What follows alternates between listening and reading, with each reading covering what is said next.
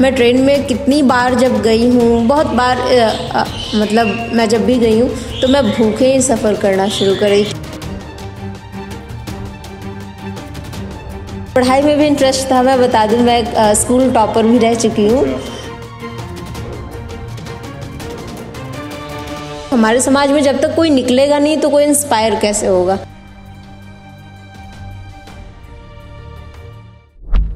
नमस्कार, आप देख रहे हैं द Z+। मैं हूं सिद्धार्थ और आज हमारे साथ बिहार की बेटी मिताली प्रसाद हैं। बिहार की रहने वाली हैं। इन्होंने अभी तक बहुत सारे सर्टिफिकेट इनको मिल चुके हैं माउंटेन क्लाइंबिंग में। ये हाल में इन्होंने टाइगर हिल्स को छुआ था और इनका जो फ्यूचर में जो सपना है वो इनका है 7 सबमिट करना। हम इनसे बात करेंगे और जानेंगे कि इनकी जर्नी कहाँ से शुरू हुई और इनकी जो कहानी है वो कहाँ तक अभी तक पहुँच पाई है और इनकी लाइफस्टाइल और इनकी बचपन कैसी रही है और यहाँ तक पहुँचने का जो सफ़र है वो कैसा रहा है। तो मिताली, सबसे पहले बताइए, आप अपनी जर्नी के बारे में बताइए, अपनी लाइफ के बारे में बताइए। जी बिल्कुल। मुझे जहाँ तक याद है, जब मैं 3rd क्लास में एडमिशन ली थी पटना में, तो मतलब मुझे 6 महीने के बाद ही वापस होना पड़ा स्कूल से, क्योंकि पापा उतने कैपेबल नहीं हो पा रहे थे कि हमारा फ़ीस पूरा दे पाए। तो हमारे पापा का बिज़नेस में लॉस हो गया। सो अब हम सभी लोग फिर गांव वापस चले गए और उसके बाद मेरी पढ़ाई वहाँ पे 4th 5th तक हुई। और फिर वापस मम्मी सिलाई का काम करती थी, तो मम्मी पटना आई और उन्होंने सिलाई का काम शुरू किया। लाइक घर घर में जा कर के कपड़े मांगना। और मतलब ऐसा था कि शुरू में पटना में इस्टेब्लिश कर पाना थोड़ा मुश्किल हो रहा था, तो हमारे पास इनकम का और कोई सोर्स नहीं बचा था। सो यही था कि जो सिलाई होता था उसी से हम लोग का मतलब गुजारा चल रहा था। फिर उसके बाद मम्मी ने सर्जिकल प्रोडक्ट्स बनाने शुरू किए। तो उसमें हम सब फैमिली मेम्बर जितने थे, पापा, मम्मी और हम 3 बहन हैं, तो तीनों बहन मिलकर उसमें काम करते थे और जो भी आता था तो उससे नेक्स्ट डे का खाना होता था। तो कंडीशन ऐसी थी कि स्कूल्स भी ज्वाइन नहीं कर सकते थे और पढ़ाई के लिए और कोई ऑप्शन भी नहीं मिल पा रहा था। तो फिर जितना तक दीदी जैसे जो पढ़ी थी तो वो अपने बेसिस पे ट्यूशन वगैरह पढ़ा करके थोड़ा बहुत अर्निंग करके हमारा घर चल रहा था।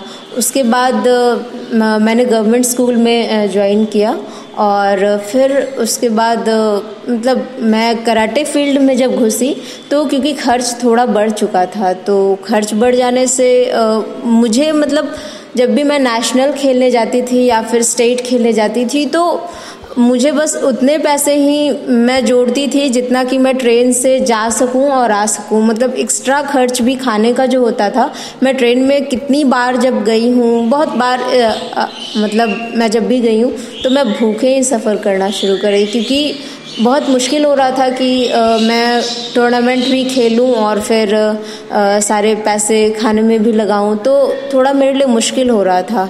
आपने कराटे कब शुरू किया? मैं 2008 में कराटे शुरू की और उसके बाद उस टाइम मैं तकरीबन 13 साल की 14 साल की थी। मतलब शुरू से ही खेल कूद में या इन सब चीज़ों में इंटरेस्ट था? पढ़ाई में? जी बिल्कुल। पढ़ाई में भी इंटरेस्ट था। मैं बता दूं, मैं स्कूल टॉपर भी रह चुकी हूँ। तो और गेम्स में हमेशा मतलब 1st 2nd मेरे को प्राइज़ मिलते रहे थे। फिज़िकली जितने भी जो भी गेम्स होते थे तो मैं लाइक सारे में पार्टिसिपेट करने में मुझे बहुत ही मज़ा आता था। Even drawing and karate, drawing and theatre वगैरह भी मैं करती थी। तो मैं कराटे ज्वाइन की। तो कराटे थोड़ा फील्ड हो रहा था कि आप पढ़ाई को छोड़ करके अगर कुछ एक्स्ट्रा एक्टिविटी भी शुरू करते हो तो वो कहीं ना कहीं आपको खर्च का दिक्कत आता ही आता है। मैं जब वो ज्वाइन की तो उसमें थोड़ा एक्सपेंस बढ़ने लगा और फिर कई बार ऐसा होता था कि मतलब मैं बहुत अच्छा मैच खेलने के बावजूद, मैं अपने टीम में टॉप लेवल पे होने के बावजूद मैं जा नहीं पाती थी खेलने के लिए, क्योंकि मेरे पास इतने पैसे नहीं होते थे कि मैं जाऊं और पार्टिसिपेट करूं करके। तो ऐसा कुछ था। तो मतलब कई बार मैं बहुत मतलब नेशनल्स में भी कभी कभी इतने नहीं होते थे कि मैं जाने का ट्रेन का भी भाड़ा कभी कभी दे पाऊँ या फिर जो मतलब जो भी चार्जेस जो भी खर्च आते हैं उसे मैं एक्सपेंस कर पाऊँ। तो आपके घर वालों ने कभी ये नहीं कहा कि तुम बेटी हो, तुम पढ़ो लिखो मत, या फिर घर का ही काम करो, या फिर खेल कूद में क्यों जा रही हो, बाहर जा रही हो, माहौल ऐसा है वैसा, क्योंकि आम लोग में जो ये समाज का जो चीज़। हाँ बिल्कुल, समाज का इफेक्ट तो किसी को नहीं छोड़ता है। तो हालांकि मेरे माँ पापा भी यही सोचते थे कि क्योंकि एक होता है ना कि हमारे समाज में जब तक कोई निकलेगा नहीं तो कोई इंस्पायर कैसे होगा, सबसे बात पहली वही है। तो माँ पापा भी कभी सोचे नहीं थे कि ऐसा भी कर पाएगी मेरी बेटी। तो जब मैं शुरू की थी तो मेरा पढ़ाई में, जैसे कि मैंने बताया, मैं स्कूल टॉपर भी रही हूँ, तो 90+ मार्क्स मेरे आते थे। तो मतलब उसके बावजूद जब मैंने एक्स्ट्रा करिकुलर एक्टिविटीज शुरू किया तो पापा बोलते थे कि अगर तुम एक्स्ट्रा करना शुरू करोगे तो तुम्हारा पढ़ाई ख़राब हो जाएगा, सो तुम उस काम को मत करो, तुम अपने पढ़ाई पे फोकस करो। लेकिन मैं पापा से रिक्वेस्ट भी करी थी कि पापा देख लेते हैं थोड़ा टाइम, अगर अच्छा नहीं हुआ तो फिर छोड़ देंगे, ऐसा करके। फिर लेकिन पापा मम्मी भी थोड़ा मुझे देखते थे कि खेलती भी है तो पढ़ती भी है। सो कुछ टाइम बाद जब मुझे नेशनल में गोल्ड मेडल्स वगैरह आने लगे तो पापा मम्मी सेटिस्फाइड हो गए कि नहीं, मेरी बेटी जो है एक्स्ट्रा फील्ड में भी जा पाएगी। किस चीज़ में गोल्ड मेडल मिला था पहली बार? मैं सर ऐसा था कि डिस्ट्रिक्ट भी जब मैं पहली बार खेली थी तो मुझे गोल्ड मेडल ही मिला था। कौन सा गेम था? डिस्ट्रिक्ट कराटे का। जी जी, पहला गोल्ड वही डिस्ट्रिक्ट में मिला था? नहीं सर, जब मैं फर्स्ट टाइम पार्टिसिपेट की थी तो मुझे कोई मेडल नहीं मिला था। जी, मुझे कोई मेडल नहीं मिला था। और लेकिन जब मैं दूसरा पार्टिसिपेट की थी तो मुझे गोल्ड मेडल मिला था। तो ये कराटे से फिर माउंटेनियर बनने का सपना कहाँ से दिमाग में है, और अभी तक जो पहुँचे हो उसके पीछे क्या रीज़न रहा? कराटे करने के बाद मैं जब कराटे से इंटरनेशनल प्लेयर हो गई तो उसी दौरान मैंने एनसीसी ज्वाइन किया। और एनसीसी में मैं वहाँ से बेसिक माउंटेनियरिंग कोर्स की एक सीट था हमारे लिए कि कोई एक लड़की पार्टिसिपेट कर सकती है, जो कि 3 या 4 साल पे आता है, same like para jumping course की तरह। तो उसी एनसीसी के माध्यम से ही मैंने माउंटेनियरिंग फील्ड में अपना कदम रखा।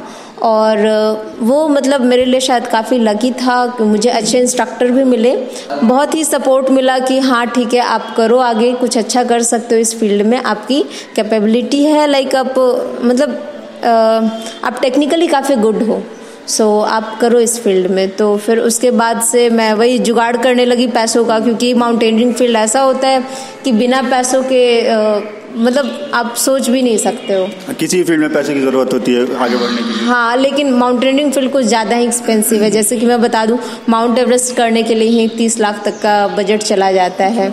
तो इसलिए हालांकि मुझे माउंट एवरेस्ट के लिए 2016 में ही आया था, तो बट वही था कि उतना ज़्यादा बजट हो जाता है तो मुश्किल हो जाता है, और मैं सोच भी नहीं सकती। मैं बहुत जगह अप्लाई भी की जब मेरे नाम से आया लेटर तो बट फिर नहीं हो पाया, तो फिर मैंने छोड़ दिया उस चीज़ को। और फिर उसके बाद मैं कोशिश करने लगी, फिर वापस पैसे जुगाड़ कर करके फिर मैंने एडवांस कोर्स करा और फिर MOI कोर्स करा और IMF से जुड़ी मैं। अभी तक आपको क्या क्या दिक्कतें सामने आ रही हैं? फ्यूचर जो आप सोच रहे हो कि 7 सबमिट करना है, उसमें क्या किस तरह की दिक्कतें आ रही हैं?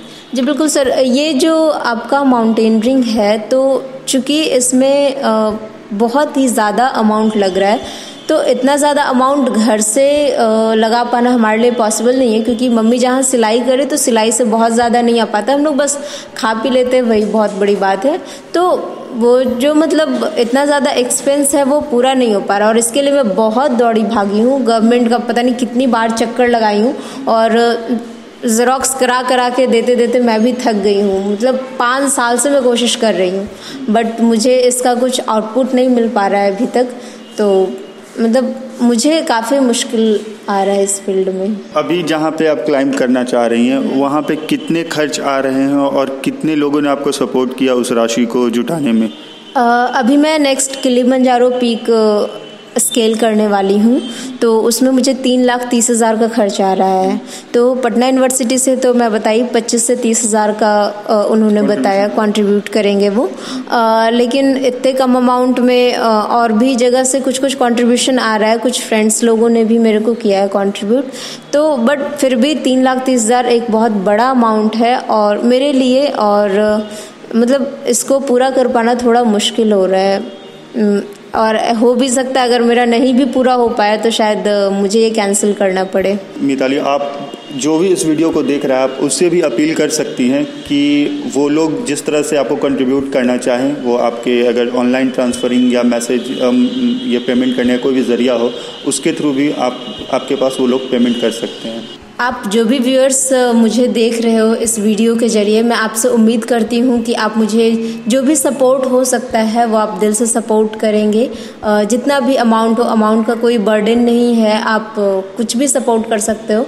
और सपोर्ट के लिए आपको कॉन्टैक्ट नंबर और पेटीएम नंबर और अकाउंट नंबर सारा कुछ शेयर कर दिया जाएगा। और ऐसा करके मैं बिहार की पहली लड़की बनूंगी और मैं चाहती हूँ बिहार का नाम देश में रोशन हो और यह पूरे विश्व स्तर तक जाए। तो जैसा कि आपने सुना, मिताली ने कहा कि वो बिहार की बेटी हैं और वो आप लोगों से अपील कर रही हैं कि उनका सपना ना टूटे, और उनका सपना ना टूटने के पीछे एक रीज़न है कि वो फिनेंशियली कमज़ोर हैं। तो हम भी उम्मीद करते हैं कि आप लोग इसकी जो इनकी जर्नी है उसको फुलफ़िल करने में आप लोग की भागीदारी होगी। इस तरह के और भी एक्सक्लूसिव वीडियोस को देखने के लिए आप हमारे चैनल द Z+ को सब्सक्राइब कर लें। अगर ये वीडियो आप फेसबुक पर देख रहे हैं तो हमारे पेज को लाइक करें और फॉलो करें।